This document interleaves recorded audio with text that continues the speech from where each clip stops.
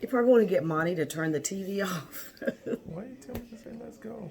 Well, no, just turn it off. I'm already started on Facebook. Okay. Hey, guys. Well, I was going to go outside today, and that did not happen. We've had a lot of rain here in Georgia, and I was going to drive out. Then I said, well, maybe I can just ride out because there are some open fields and things like that. And I thought, well, maybe I can utilize that as we talk about Genesis 1, chapter 1, verses 1 through maybe about 3 or 4. Hi there, Charlotte. How are you? Hi, John. Talking about separating water from water. I love the creation story. And then we'll talk about Genesis. If you have any comments, I hope I can see them because sometimes I can't see my comments. We will talk about the Sumerian text. And then we'll talk about some of the African creation stories. Every culture has a creation story. And I know in America, we adopt the Jewish creation story, especially as Christians. But I love reading the other stories as well. And I learned that from a professor, Dr. Mafiko. He had us read the Sumerian text and other things. And it was just wonderful. Hi, Monique. Because you realize that no one is coming to God out of a vacuum, so to speak. No culture is just saying, we have no clue. I find that many, the indigenous groups, they have certain practices that are very interesting, but most importantly are their stories. So the sacred conversation we're going to have tonight, as I hold my phone, my husband and I were trying to get everything set up. And he's recording with one.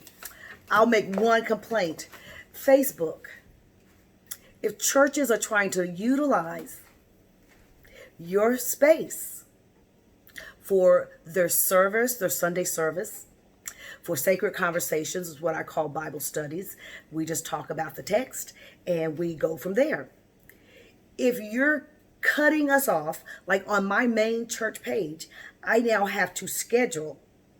I cannot do a Facebook Live on my phone. And when I would do a live, I could connect to Instagram. You're no longer allowing that. Now, I'm only going to say this, try not to say it again. You have become very wealthy, the owners and the employees of Facebook, because of people like me, because of people like Charlotte and John and Monique, because we come here to meet our families, our friends, and now those that we worship with. And you limit or cut us off. That's all I will say. So let's look at Genesis 1. In the beginning, when God created the heavens and the earth was a formless void, and darkness covered the face of the deep. While a wind from God, I'm reading from the New Revised Standard Version of the Bible. That is what we utilized in seminary, and that is what I continue to utilize. While a wind from God swept over the face of the waters, then God said, let there be light. And there was light, and God saw that the light was good, and God separated light from the darkness. That's another topic. That light and darkness can dwell together. It most certainly can. God called the light day, and the darkness he called night, and there was evening, and there was morning, the first day. And God said, let there be a dome in the midst of the waters, and let it separate the waters from the waters. So God made the dome and separated the waters that were under the dome from the waters that were above the dome, and so it was. And God called the dome sky. Interesting. So in some translations, it says that is a vault. It is like a spacing of place and being between the sky.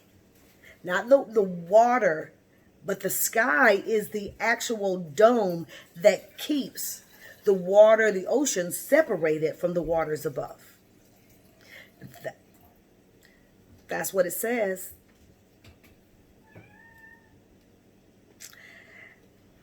God called the dome sky, and there was evening and there was morning the second day. I find that so much is going on because there's a point where, and I make sure I tried to print out all my notes. When God's talking about the formlessness of everything, that word is rohu. Make sure I put it up here so I can see a little better. There we go. Now I can see that that's a tov. Tohu. A masculine noun meaning formless and confusion. The exact meaning of the term is difficult at best. Its study is limited to its relatively few Old Testament occurrences. It is used to describe primeval earth before the 7 creative days. Well, there were 6. God rested on the 7. So the void, so that is the formlessness. So the void is bohu. So you have tohu and bohu. Depicts the state of matter after God had created it, before he had fashioned it for habitation. There are so many Hebrew words here that, hi Jane, that pique your curiosity as a preacher or even a teacher. It just piques your curiosity and you want to say, there's a fullness, and the translators make a lot of choices for us. So I think about all the water pressing. Just imagine the sky circles the entire earth. Have you ever thought about that? So the earth was nothing but water.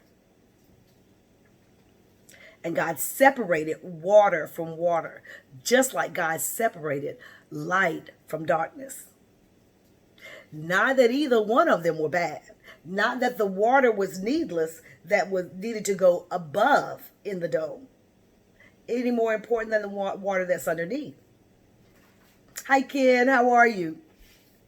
But I want to point out to you as well that if you do your studies, there are 5 times in the Bible that the water is divided. This is one of them, and then it's divided in different ways. This is a separating in the creative moment. When God is saying, okay, too much water, and God separate, and you, if you're ever one to do any piloting or able to sit with someone as in the front when they're flying, there are times pilots become very confused if they're flying over water because they cannot tell the sky from the ocean. They're flying in the sky, that void. So let me make sure I get my language correct according to the text. And the water above them and the water below them, in the centering part of the sky, they can't tell the difference from the water. And many pilots have been killed that way. We do know John Kennedy Jr. was killed that way. Hi, Polly. So 5 different times in the Bible, water is separated. So I wanted to give you those. I will do as I normally do. I'll post some of the sites I was trying to match up with my biblical research tool that I use. I will I've matched up some sites that I will post to the page. So you have Genesis 1, 6 through 7. And then you have Moses. The next time is Moses parts the water. Exodus 14, put it up here by the light so I can see. Exodus 14, 15 through 22. That's a good one too. And then you have Hebrews, well, they're adding that in. Joshua 3, 5 through 17. And they also know Joshua 4, 1 through 18. So you think during creation there was a separating of water, and then that occurs throughout the life of the Hebrew community as they're being delivered from slavery and various captivities. So Joshua 4, 1 through 18. Elijah. One of my faves, Elijah. 2 Kings 2, 5 through 9. Hi, Auntie. How are you? 2 Kings 2, 12 through 15 is Elisha. 2 Kings 2, 5 through 9, Elijah. You come on down through the chapter, Elisha parts the water at the Jordan as well. So those are 5 times there's a separating of water in a manner that is not normative, as if someone just dug a trench and moved it. It was moved by, do we want to say mystical? What do you think? I know sometimes for Christians, we just say godly. We don't say mystical or anything like that. It was moved because of the godly people who needed it moved at the time. I think Elijah and Elisha, this is when Elijah and his chariot, his Merkabah, thanks, hi, Auntie, the Merkabah, that light vehicle came to take him to heaven. So we know Elijah didn't die. But I wanted to go to one of the other terms. There's a badal. There are a lot of keywords in Genesis that are worth the time to study. So badal is a verb that means to separate, divide, detach. This word is used most often of the various words that indicate these ideas. So you're going to see this word if you go back and you do some of your research, if you feel led to read the other texts, the 5 various places where water is separated. I think you will not be. I'm never disappointed, but you guys know I'm a geek, right? You do know that. So Mayim, we all know Mayim. Shamayim, heavens. Mayim, water. Yeah. Similar, one's just up, one's down. So indicates water in its various functions as well, as a basic element of earth. So when I give you the sites to go to, this may expand what you think of this text. I just always, when I was very young and my grandmother would read that, I was like, how do you separate water from water?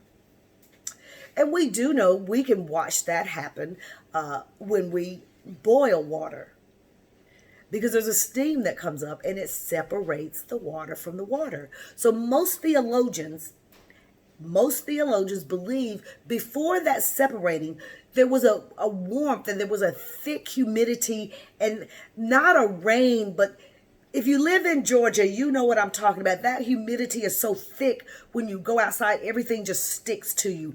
They think that is what was there before the separating of the water from the water and the dome being put in that we call the sky. Now that's important to remember too. The sky is considered that dome.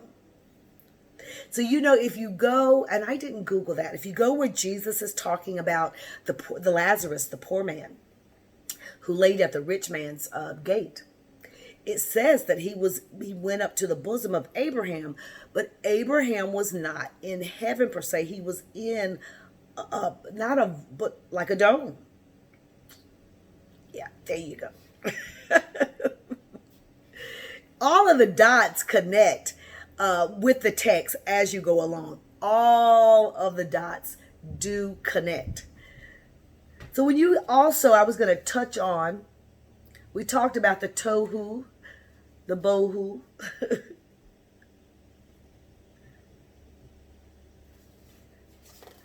There was another word I wanted to highlight for you. The badal, I did that, divide, detach.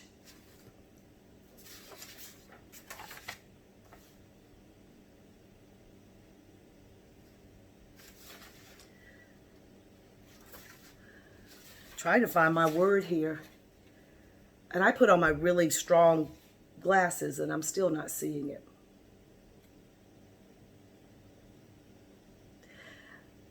Ragia. It's meaning expanse, firmament, extended surface. And then when it talks about the Spirit brooding, I don't even know if I printed the brooding portion out for you guys, but talking about the Spirit of God brooding or hovering over the water. And I'm looking, I thought I printed out my definition for that. So I will put it in the description after we have our sacred conversation so that you can see the brooding of the Spirit over the water. The way the Hebrew expanded definition of that is almost as if the Spirit was moving with the water, as if, you know how we can have a tub of water and it starts splashing and some comes out over here and some comes out. It's like the Spirit was containing the water and moving with it. That's the brooding. It's not an angry thing or anything like that. The definition was very rich, and I did not print that out. I will do better. I thought it was fascinating as we're coming up on Pentecost Sunday. And you see the separating of water from water. You hear about separating light from darkness. Think about the awesomeness of God coming from a Christian perspective to unite all of who we are with the Spirit of God because of the finished work of the Son of God. So in Presbyterian world, we talk about justification and sanctification. I know other denominations look at it differently. So now I'm going to page up here and I'm going to send you this site as well. Because in the Sumerian text, I wanted us to look at another creation story.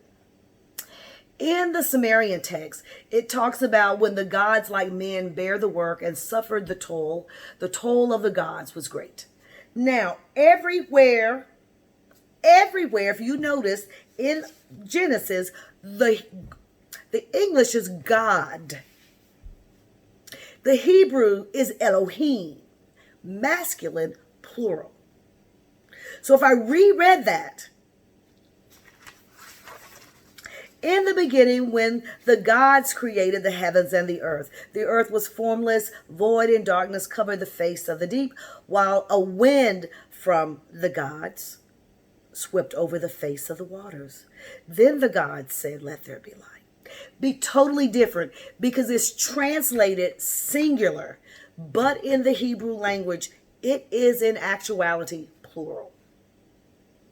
So in the Sumerian creation, you know, you can get this in the Epic of Gilgamesh. That's some of what Dr. Mafiko had us reading. It was good. The first man was created in Eden, in Sumerian word, which means flat terrain. The Epic of Gilgamesh, Eden is mentioned as the garden of the gods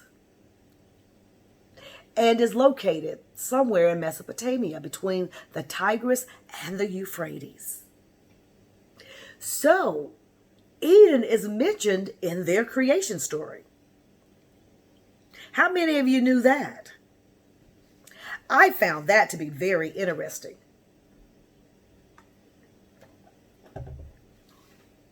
It should give you more faith in what you know of the story that you've grafted in as full truth in Old Testament about Eden. It should give, because the writings are as old, if not older. Some of these writings are older than Torah, law, was written by Moses.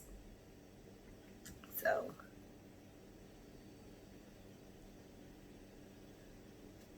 I was trying to find the name of the deities because there were two deities in the Sumerian text. So you had Anu, the god of gods. Isn't that interesting? I utilize the Hebrew text El Elyon, the Most High God. But they say Anu, the god of gods. Anu, and I was thinking there was another deity.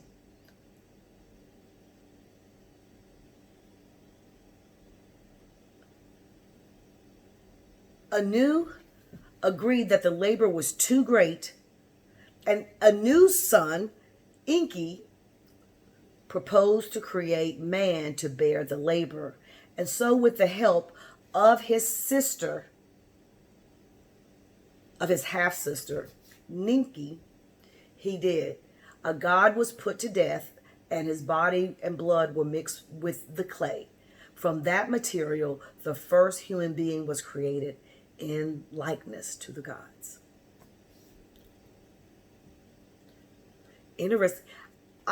For sacred conversations, I love this type of reading and looking at the text that we agree with. So I'm not telling you I disagree with the Hebrew text, but it's interesting. They utilized blood to create the first human being because they needed help doing the work of creating. And when you look at the Hebrew text, every translation where you see God, it is El. Even El alone is plural. So there was a plurality here of beings that were created by the high God, the great God that no one sits above, to do the work of creating at the word of God. That is what I surmise. So Ken, I don't know, Polly, Auntie, let me go back up, Charlotte, Monique, John, I don't know how you look at this, but it is important how you look at it. I just don't discount, what God gives me within. And you start seeing this. So we know in the Christian world, when the fall of Adam and Eve occurred, and I've heard this most of my life, and God came in the cool of the day to come and visit with them and, fellowship with them, they were hiding from God. And, they realized they were naked. And it says God got, had to kill an animal and just put skins of an animal over them. That was, some preachers, I've heard this preached forever. God had to make the first blood sacrifice to cover their sin of being disobedient to approach. I don't know if that is what you have been taught, but I grew up AME, and that is what we were taught. Not Presbyterianism, not necessarily. So, in my assessment. So you see here that there are creating of human beings by the gods. And what I'm offering up in this sacred conversation is the plurality of gods, plural. That El Elyon, the Most High God, created little g's to do what the big G needed done. So I'll send you the Sumerian site so that you can look at it. And if you want, I think I did not record. I had the concordance numbers for those of us who still use those type of tools. So I don't know if you guys have any questions, but I'm going to end by telling you a little bit of an African creation story. So in the Nigerian region, the high god is Olodumare. Here it was Anu. In Hebrew Bible, it is El Elyon or Hashem, the name we will not speak. In African tradition, in that region, the high god is Olodumare. And Olodumare, just like Anu, created gods to do the creating. And the stories that you can Google African orishas or African deities, and then you can read some of what they call the patakis, the stories that have been passed down for thousands of years concerning those orisha. There were creating orishas, and then there were some human beings who through some of the other orisha became orishas, deified, so to speak. That creation story, the connection I'm making, that I want you to see, and you may see some other connections through the three stories. The connection I'm making is that all of the stories hold true to there being other created beings that were created by God, and human beings created by God. Now, this one here, they said the human beings, the Sumerian, we were created to work. Now, that's all human beings, not just a few of them. That's all of them. In the African story, the deity, the Orisha that created human beings is Obatala. And Obatala is all light, no darkness, all light. And one of the Pataki said that as he was creating human beings, he decided to take a break. And he had a little too much to drink. And while he was still intoxicated, he, started working again. And in doing so, he created human beings that had handicaps. He maybe did one because he had too much to drink. Then one had a leg, one didn't. So he vowed never to drink again. So as a servant of God and a deity, a lesser God that was created, he no longer drinks any alcohol. I thought that was an interesting Pataki. Makes you think about when maybe some of the people in the text were creating or not doing what they were supposed to do and how they were supposed to do it. And I think David could be in there, and it may be because the preaching I heard from a colleague on Bathsheba is still very relevant and very forward in my mind of how David was usually out at war and instead he was at home, and it created something totally different that was very, well, it's not an ugly story. I'm not going to say that. I'm going to say it's very human. It's something that happens all the time. So I hope you guys don't think I'm crazy. But I looked at this because Dr. Mafiko did this in our class. We looked at these creation stories and he wasn't inputting into us what to think, but to draw our own conclusions concerning the early stories. Now, I know the oldest religion on earth is Vodun. I don't know any of the stories from Vodun, none. And maybe someday I'll do some readings on it, but I don't know any of the Vodun creation stories. I do know a professor who teaches on African religions who is very versed, and I may send him an email and see if I can get something to read, and we'll go through that. By doing this, we connect the dots of certain things, because you will see throughout history indigenous people willing to convert to Christianity. So, with that being said, Christianity wasn't forced on a lot of people. Different in the African American community. As indentured servants, illegally here as slaves, Christianity was forced on us. Not sure about Native Americans, because they were sold into slavery as well. And I'll have to, the Aboriginal people in Australia and things, I think they have tried to maintain their ancient history. So it's important to read these things, but I think the good news is so good when you're coming from a place where it's just that a man came and died for people. And people still lay down their lives for people. We talked about that Sunday, and that God gave some of those that suffered a throne, that they got their own throne in heaven. So I'll post to this page all of the links you need to go read up on the Sumerian text. I think I may have some for you to read some of the Patakis from the African stories, the stories. and look at the creation stories.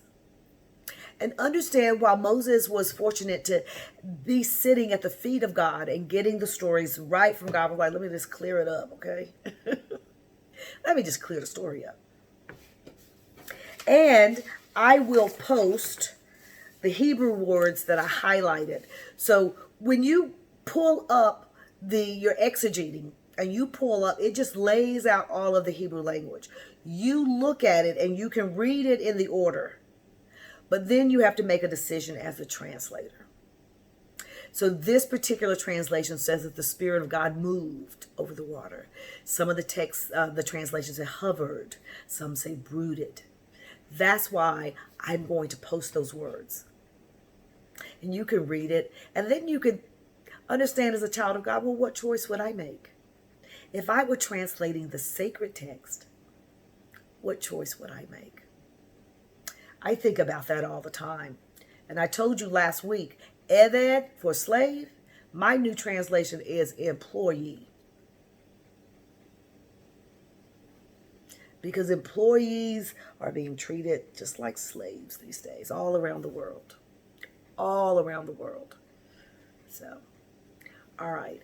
I pray this has opened up conversation for you concerning creation, the creation story. God looking at water and separating water from water. So, and now you know that the sky part is the dome that sits between the two and keeps them separated. I love that. I love it. Love it, love it, love it. So, when you look at the sky, sometimes you say it's blue. Well, that blue up there probably matches the blue in the ocean. So, love you guys. I pray this added a blessing. And I'll go back and see if some of you added comments. Because I just don't know if you did or not. I never see them on my phone. Hi, L'Oreal. So I never see comments until afterwards. And I pull everything up and I can see. Because my colleague Christina was on last week. And I didn't even see she was on my site until I logged off. So thank you all for listening. I will add to this live in the comment section the websites where you can go read. I will add the Hebrew words. I will try to go back and see if I can find the references. If you have a concordance, I think they may have an online concordance. I will look that up for you. And if I find it, I'm going to post it. And then, of course, you can pull the text up in blueletterbible.org. I say that every week. blueletterbible.org. And there, whether you're in the Hebrew or the Greek, I think they've added Aramaic, but I'm not sure. You can go look at that text in English, click on the Hebrew, boom, the word will come up and you will see exactly what I see when the word is being translated. In essence, I think over the last couple of months, you're learning how to do what preachers do, theologians do. You're learning to exegete the text. And that's a good thing. I would prefer to have a congregation of exegeting members than anything. That means I have thinking members. People who are willing to do the work that's necessary to get to know their God. Just like you had to do the work that was necessary to get to know your partner. Unless you come from a different tradition where it is an arranged marriage. And even after the marriage, you still have to get to know each other. Just saying.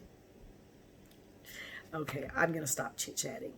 But I'll put all the text up. I'll put everywhere you can read. So you can see the Hebrew creation story, the Sumerian creation story. You can see the African creation story. One of them. There are a lot of them in Africa. One of the creation stories. Then you'll have the Hebrew words. And you can just do all that reading. And someone starts talking about, well, Anu and, Inky and Ninky. And literally, that's their name. So, Inky and Ninky. That's the Sumerian name of the offspring of the deities. So now when people try to get on black people for how our names, I'm gonna start saying, go to that Sumerian text. Yeah. Go look at Inky and Ninky. That did not start with us. Inky and Ninky. Just being silly. But I will put all of that information up right when I sign off so you can have a roadmap to really look. And if you're ever in a Bible study, you'll be able to raise questions that are very valid. All right? Love you guys. Bye. Oh, one thing. We're having a pantry on Tuesday, the 26th, starting at 12:31. People still are there at 9. But we're doing a food pantry. And we will have extra volunteers this time. But I need to ask people who are coming through. If some of you come through the pantry, Auntie, have no doubt you will get food this time. I haven't even checked to see if anyone delivered food to you. And if they haven't, I will make sure I think we still have some things from last time. I'll make sure that you get covered in that area. So, but I need you to clean out the trunk of your car. It is a drive-through pantry. You cannot get out of your car. All of the people that will bring the food to you will have a mask on and they will have gloves, and we will put the food in the trunk of your car. But please clean out the trunk of your car.